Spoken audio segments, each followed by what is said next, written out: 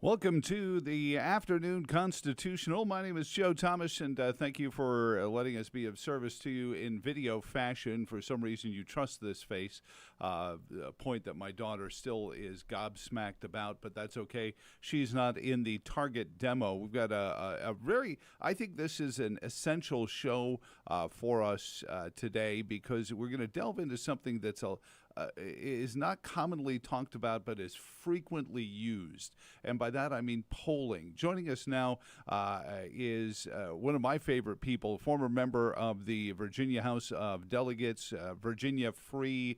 The Intersection is his column you read on Substack as well. He is Chris Saxman. Chris, welcome back to the show. How are you doing, sir? It's always great to be with you, Joe.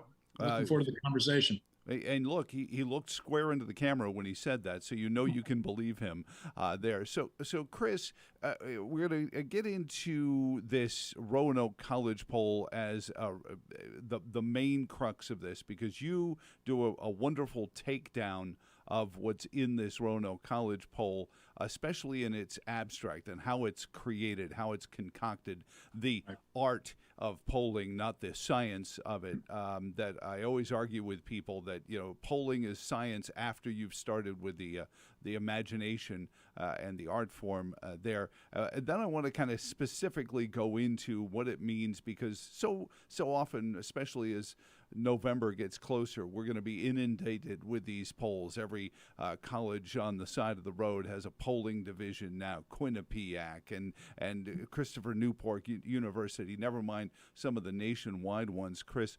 So first and foremost, you start breaking down the demographics as they lay out these polls, especially as it claims that Governor Youngkin's popularity in the Commonwealth, which I couldn't care one way or about, I just want honest numbers laid out there. Take us into what you saw.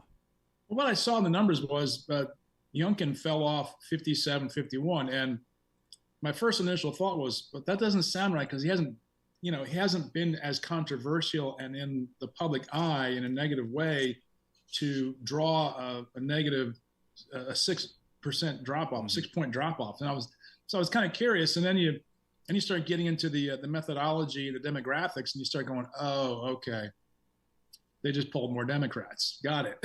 And that's just what it boiled down to, is, especially on the education front. About a decade plus ago, there was an inversion of the two demographics in education, one being high school graduates and below, or under with less education, and then bachelor's degrees and higher.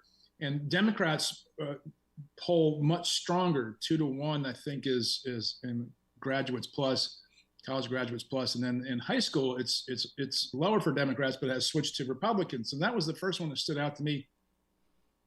That it was at 49% of Virginians in their polling sample have a college degree or higher. Well, the Census Bureau for Virginia has it at 40.3. So they're 9 points off what the census has in Virginia.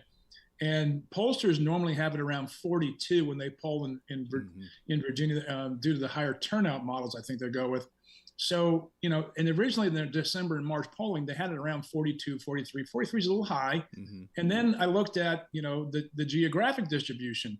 And the sample in May skewed much heavily towards North Virginia, the combination of North Virginia and Hampton Roads, which is a more democratic voting region. So Youngkin's numbers really, I don't think, have changed. They're mid upper 50s, and that's really good for Glenn Youngkin. And the poll is just not quite as accurate as it used to be. Well, and that goes back into what I was pointing out about November, because these polls, rather than just providing data to political parties so that they can know, hey, we need to get more live events, in front of voters or anything like that, they've become consumables, and they get distributed through the press as ways to either excite their voters, depress their voters, depress their opponents' voters, and those kind of things. So when you say that, and you look at how they've interpreted the numbers and come up with different sample sizes, you see how they can start to salt the earth, if you will, Chris, when it comes to yes, I am calling them cretins. When it comes to what they want something to be read, say in within a 45-day window of the election termination day. Well, I don't. When what I do is I don't try to do it pejoratively or to take them down. I just try to understand what the end result was. And I think the problem here with the Roanoke poll was that it was I don't think they're consistent in their methodology, and that says to me that the numbers should not look like the headlines don't match the reality. Mm-hmm. Let me put it that way. And I don't think there's malintent here, nothing like that. There's nothing to suggest that. But the Roanoke College poll says they do this as a public service, and so it's a public poll versus an academic poll versus a campaign poll, which is a far more granular and far more, frankly, sophisticated operation, and they have to be very accurate when they get down to it. So I don't see any malintent here. I just see an inconsistency in their polling universe, and that's going to create different numbers. The one numbers that I did see that really stood out to me, aside from that, the fact that the headlines don't match the reality, is that independents are starting to get sticky. And by that, I mean, when typically you ask a universe of Republicans and Democrats and independents, okay, if you had to choose, which way do you lean, Republican or Democrat, they break. Mm-hmm. And it gets down to, and there's an element of independents who stay independent, say, no, I am an independent. Mm-hmm. And it's about 1/6 of those in the Roanoke poll who actually stay independent. Back in December, it was 16%. Now it's up to 39%. Who are saying, no, I'm not leaning, I'm telling you I'm independent. Suggesting to me, and there was a large break into the March poll as well, it says to me that people are really, a lot of independents who are lean independent, or don't identify as strictly Democrat, Republican, or don't want to be seen as such, mm-hmm. They're really not into the two-party system right now. They are repulsed by Democrats and Republicans alike. So that's one that I really think mm-hmm. your listeners, your audience should pay attention to. Well, and that was one I did want to get to, is seeing these independents steel themselves to the idea of independence, because mm-hmm. we see, as this goes on, I mean, whether it's Louise Lucas's Twitter feed or President mm-hmm. Trump's Truth Social, this ability to throw verbal or textual Molotov cocktails at each other is a pox on both houses eventually. What do you think, as somebody who's been consuming and analyzing a lot of this stuff, where does that lead? Does that lead to third-party candidates, or does it lead to mixed bag election results where maybe a Republican wins one race and a Democrat wins another by people who kind of split the ticket? Yeah, I would like to say that it's because of Truth Social and Louise Lucas's Twitter feed. I wish they had that kind of reach. But this is societal, and it goes back well over a dozen years. Back in 2014, political scientists at the University of Southern California studied the American political system, Democrats and Republicans, and found there's a terminology called motive attribution asymmetry. Motive attribution asymmetry. And in 2014, this is 9 years ago, so mm-hmm. you have to forecast back further than that when it all started. They found 9 years ago, Joe, that Republicans and Democrats view each other as the Palestinians and Israelis view each other. Wow. There is that much deep hatred. This is before Donald Trump came down the escalator mm-hmm. in the Trump Tower. Okay, this predates him. We are locked into a trench warfare. They hate each other just because they are each other. And you can't get away from that. So it's not a Twitter feed. It might be a product, probably predates social media and the internet to a degree, the iPhone in particular. And so there is an intractable division and hatred, pure hatred of each other that is manifesting itself in Truth Social or Getter or Louise Lucas's Twitter feed or whatever else's Twitter feed. But the reality is, at a certain point, the market's going to go, no more. We're sick and tired. And I think we're just gotten to the point, and the independents are finally going, you know what? I'm out.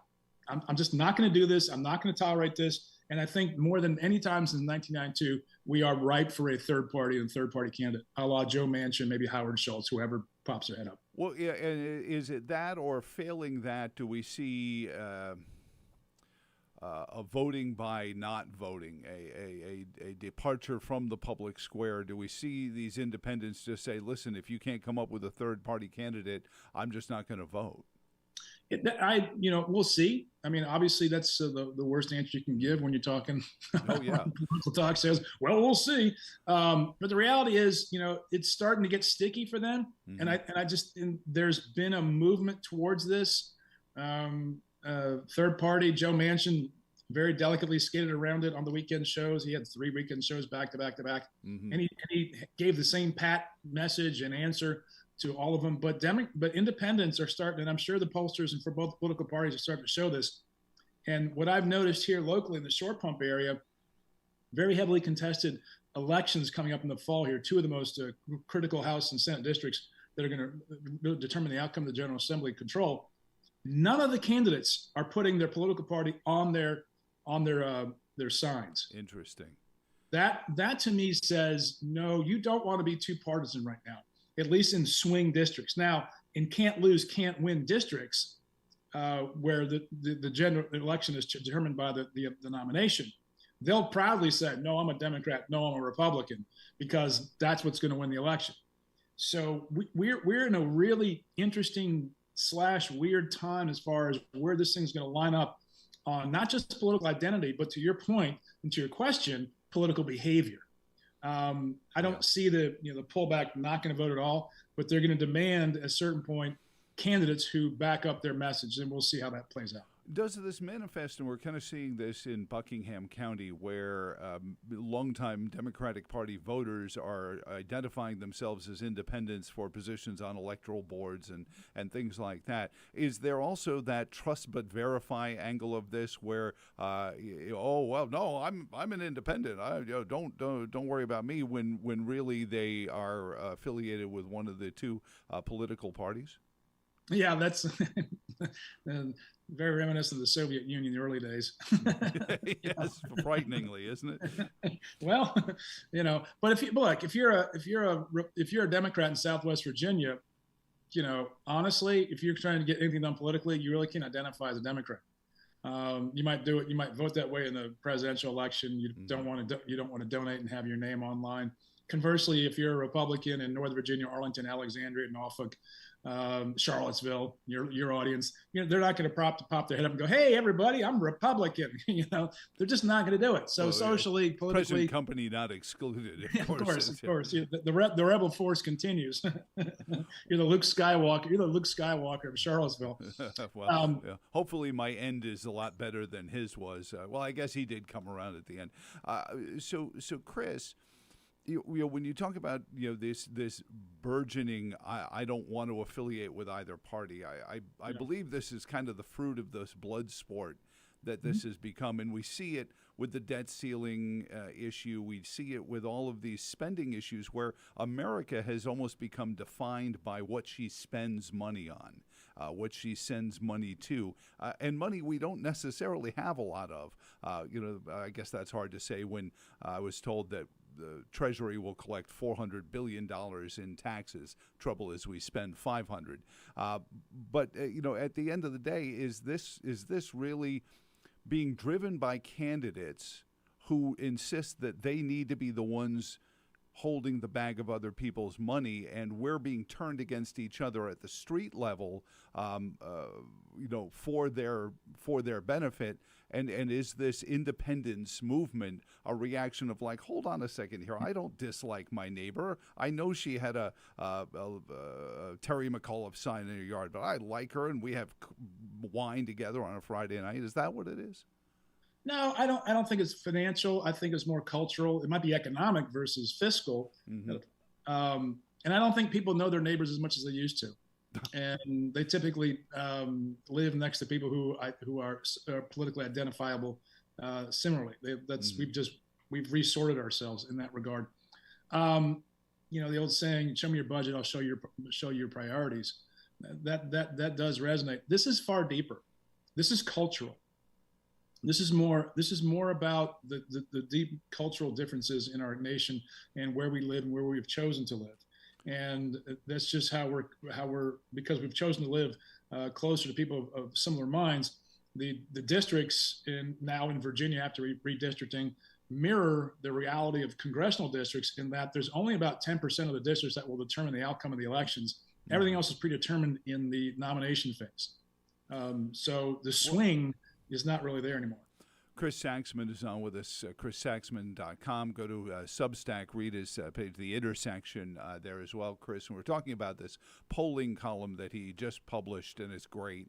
And I want to come back to it, but I'm fascinated by this idea because we saw Robert F. Kennedy Jr. announce his candidacy and immediately vault to 24% of Democrats were like, oh, there are still Kennedys around? Oh, I didn't know that. And maybe they're remembering, maybe they're thinking of it. Yet I listened to him, and he's carving out a much more right-leaning kind of Democrat than I think even his father was given credit for being, although I think there was a New Yorker magazine piece that said, Robert F. Kennedy Jr. was no liberal, so retelling history or not. But you see him tacking to the right much more than Joe Biden or Marianne Williamson, certainly, and scoring pretty well for that. Well, I think he's, I'm not going to even hazard to guess what RFK Jr. thinks or how he has evolved to his place. And I'm sure at the age of, look, the guy's almost 70. Yeah. I mean, people alive today, how many people of voters today were eligible to vote for Bobby Kennedy or Jack Kennedy back in the day? Yeah, I mean, there's just not, Teddy Kennedy in 1980. I mean, I'm 57 and never voted for Ronald Reagan in 84. Was my only chance because I was an unregistered voter in college still. Mm-hmm. So that era really is not identifiable from a brand identity perspective. You don't go, oh, I'm a Bobby Kennedy liberal. He was fairly conservative by today's progressive standards. Right. So, what I'm getting is his son certainly seems to be staking out that more centrist ground when it comes to military actions, certainly the vaccine issues, but even, abortion. His statements on abortion have been stunning for a Democrat to try to win. But is he really kind of pitching for those independents that you're talking about, from both parties? He very well could be. I don't know. I haven't heard all of his statements.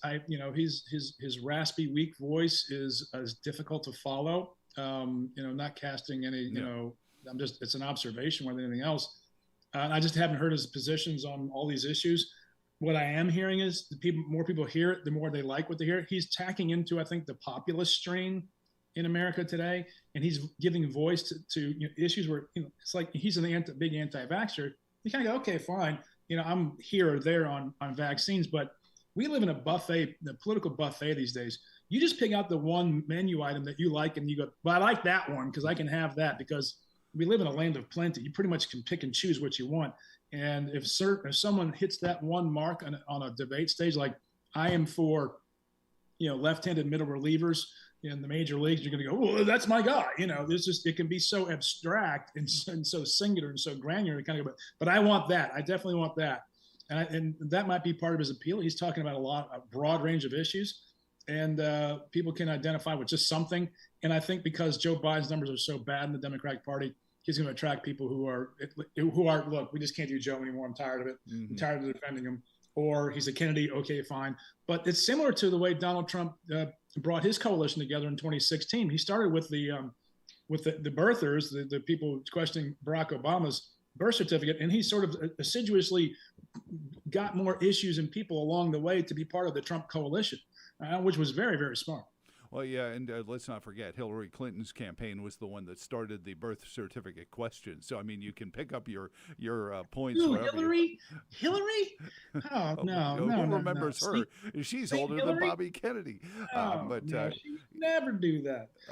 It's like saying, Joe, that she'd come up with some Russian hoax. It's just not in her. It's just not in her DNA. She's busy trying to find the right haircut still.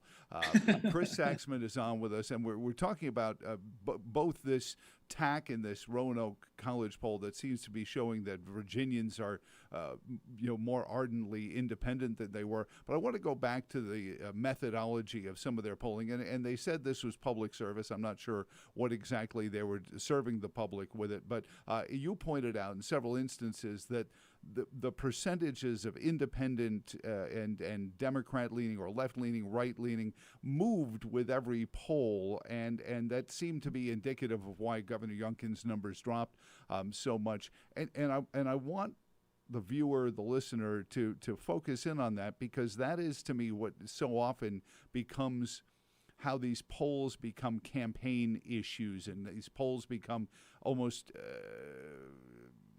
campaign, free campaign advertisements for one campaign or another to show, so-and-so is way ahead or so-and-so is way behind, and to variously help different campaigns out. And it does happen. I've been in newsrooms. Hey, push this poll and help us out here, or help drive down the enthusiasm of the other guy. That's really important, because to me there are demographics, and they're hard and fast. There are this many left-leaning, this many right-leaning, this many centrist Virginians. Then your poll should always be constructed on those numbers, but they're not, and that's what I want people to understand. Well, that's what was critical when I looked at these three polls. I mean, I didn't compare Roanoke to CNU, to Quinnipiac, to whomever else, or George Mason, whoever. I just compared their numbers, and their numbers aren't consistent. Okay, fine. Yeah, that's fine. But don't put out the headline that suddenly Glenn Youngkin's not as popular as he used to be. That's I think the misleading part, because that's all people are going to read. They're going to flip through the polls. You're going to see it on Twitter. They're going to, it's going to be texted around. Oh, Glenn Youngkin's down 6 points. He's not down 6 points. He's just not. The numbers just don't bear up when you break down the polls. And it's going to continue on into November. Why? Because newspapers want to kind of clickbait, and it does work. What does it happen? It works. So now I want to go back to investigating the independence of it. You talked about a independent candidate run. Chris, not you specifically. I don't want to scare your wife or our kids or anyone listening. But what does that look like? Because what was it? The gubernatorial race in 2013, we got really close to the Libertarian Party candidate getting to a point where they would be given, for a few years at least, a spot on the ballot automatically without having to go through it. Is it incremental? Do they finally get to that 10% so that they get permanently on the ballot for a while, and then Johnny bar the door? Or do we see people crossing party lines and you really can't tell anymore? No, I think do I think the Libertarians have a lane to get to 10%? No, I don't. I don't right. see them. I think they're functionally dead in Virginia. I think they might have reorganized, but you'd have to have a new organization, say, here, like No Labels, which is, this an odd organization with, well intended, but I just don't think they've captured the zeitgeist. And the zeitgeist is a little bit more aggressive, a little bit more assertive than coming up with what they have on their website. Again, casting aspersions, I just don't think it lines up. But we are in a moment where the two political parties have got to understand that they are in an untenable situation if they continue on the path that they are. Remember, as we talked earlier, this is 9 years ago. Political scientists picked up motive attribution asymmetry in America, where the two political parties are comparative in their emotional thought of each other, of one another, that on the level of Palestinians and Israelis. that is hard for Americans to come to the reality. Like that's unsustainable Yeah. In a society like America, which is incredibly diverse, and from people from all over the world, and yet we are that intractable in our political views. Well, and it becomes something that as an armchair sociologist, Chris, I have been concerned about, because we talk a lot on this program. We spent a lot of time yesterday talking about the stability of the U.S. dollar, the economic viability going forward, what happens if the U.S. dollar loses its reserve currency. I mean, we're almost at pitchforks and torches now.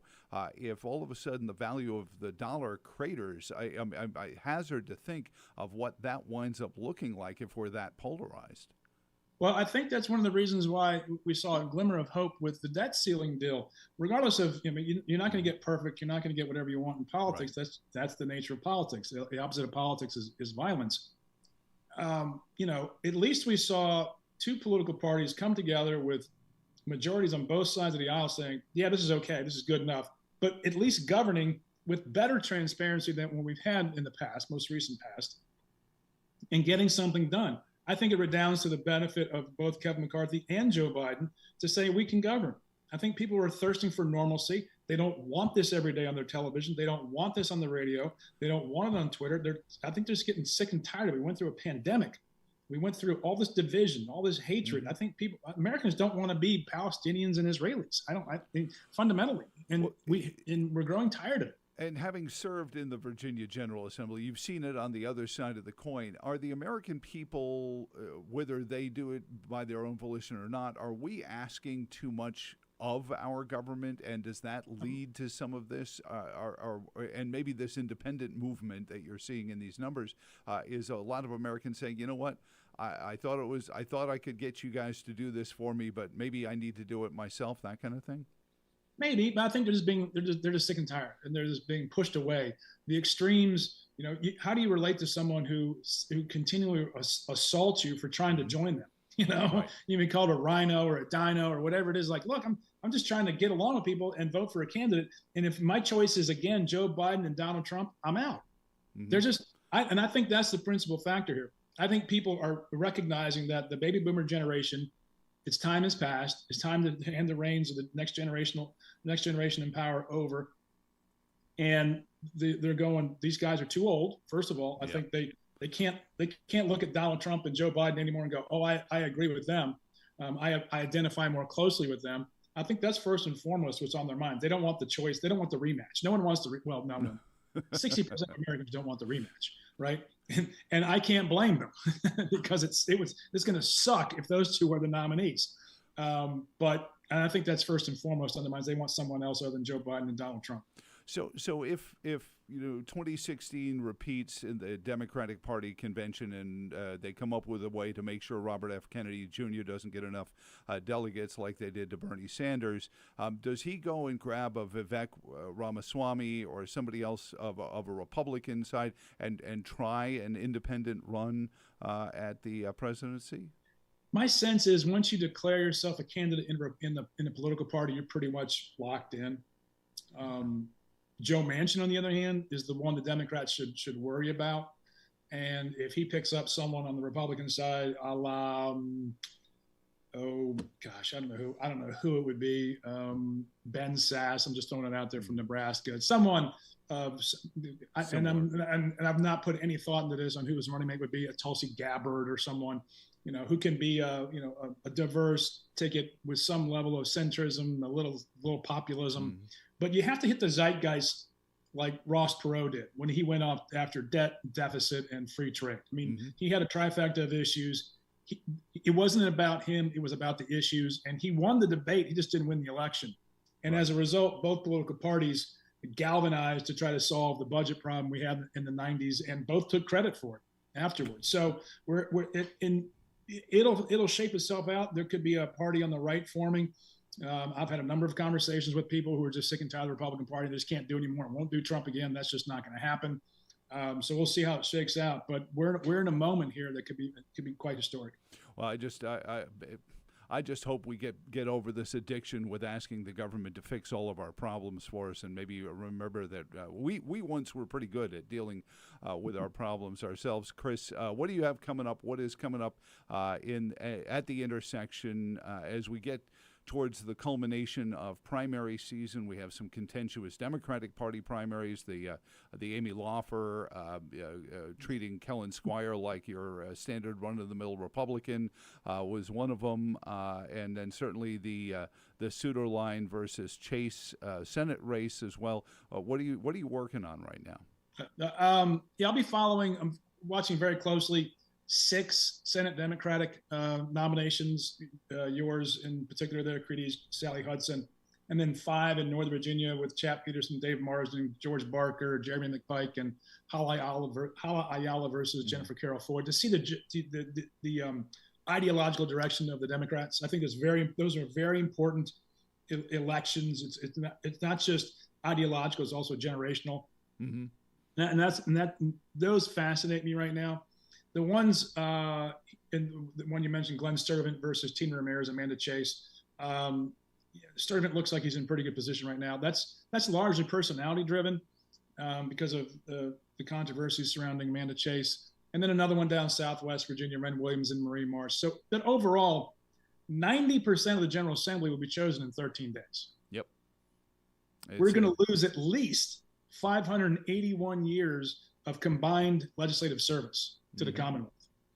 The vacuum being constructed by redistricting and nature, basically, is that we have a lot of education work to do with our new legislature, because so many people are retiring who basically know Virginia inside and out and know the law inside and out. And we have to gird ourselves for that deficit of knowledge. Well, it'll certainly make the next January session very interesting when they gavel in there for the first time, and you see a lot of new committee chairs and things like that. Chris, well, I appreciate it, sir. Go Squirrels. If you're wondering what he's wearing, that is a Richmond Flying Squirrels hat. Do you get out to the Diamond very much, and do they have a left-handed reliever? Because the Nationals could use one. Sir, actually, tonight I'm going with our 2 sons, age 27 and 21, to see the Altoona Curve, who are in town, our Pittsburgh Pirates, our favorite Pittsburgh Pirates. Okay. And we typically get to 1 game every homestand, and we really enjoy it as a family. I just love the ball game. So yeah, go Flying Squirrels until they play the Altoona Curve, and that's tonight. So I'll get out there and get a good game in. Well, and certainly it's still the football of what happens. I guess and I wasn't prepared for this, but there's a town kind of in between, closer to you in Short Pump, that stepped forward for a municipal event center to replace the convention center. It looks like. Oh yeah. It's out in Henrico. It's just north of town, north of the city. It's called Green Gate. No, not Green Gate. It's a multi-billion-dollar project. They're going to put an arena and hotels and everything. And yeah, once again, the city of Richmond blew a chance to have a Coliseum. Well, and certainly every time the Squirrels ask for a referendum on a new ballpark, they're like, "Whoa, what's the matter with the other one?" That stadium that still remarkably looks like Atlantic Fulton County Stadium, which doesn't exist anymore either. Enjoy your evening, Chris. I appreciate it, sir, and thank you for the time. And again, ChrisSaxman.com and the Intersection on Substack. And have a great evening. Thank you, Joe. Appreciate your time. And I appreciate yours, of course. Our hearts continue to go out to the folks in Richmond whose lives have been torn apart right now with the shooting outside of the Altria Theater during a graduation ceremony. The latest from the Richmond police is that the assailant was in some way related to the adult and the teen that were killed were a stepfather and a stepson, and that the assailant had some connection with them. That's all Richmond police are saying right now. One's imagination can run, but again, such a ridiculous act of terrorism And I believe personally, as I stand here before you, that this is just the fruits of a society that continues to head down this path of amorality, and this idea of whatever I want is the most important thing, and I'm just going to get what I want. Anyway, thank you for tuning in. Tomorrow, Moms, we're going to talk with Kimberly Fletcher from Moms for America, just listed as a terrorist group and a hate group, along with neo-Nazis and Klansmen by the Southern Poverty Law Center. And we're also going to visit with a man who is suing Target for the records because the shareholders are trying to find out what happened with the $12 billion in market share. So that's all coming up tomorrow here on the Afternoon Constitutional. So until then, so long, and thanks for all the fish.